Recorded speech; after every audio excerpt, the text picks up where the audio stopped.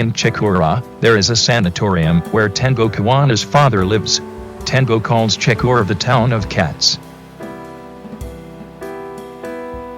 Haruki Murakami wrote about Chikura in an essay he wrote in 1984. I especially like the coast of Chikura. There is not much in the way of scenery, but there are hardly any people on weekdays except during the summer vacations, and the sea itself is very realistic.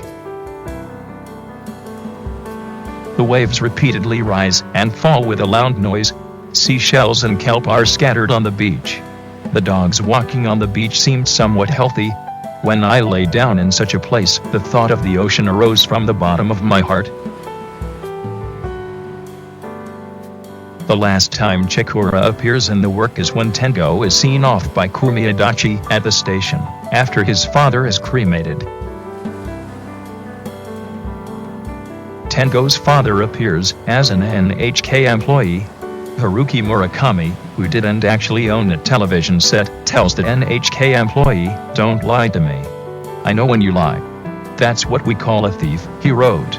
So he was writing a novel based on what actually happened. Since then, he has been very seriously annoyed with NHK. Haruki Murakami was in a state of isolation from his father. His father died of cancer and diabetes. He wrote, "It was not long before he passed away that I finally talked to my father face to face. There my father and I had an awkward conversation, and made a kind of reconciliation." This was in 2007, and the book was published in 2009 to 2010, so it may have had a significant impact on the scenes in the work.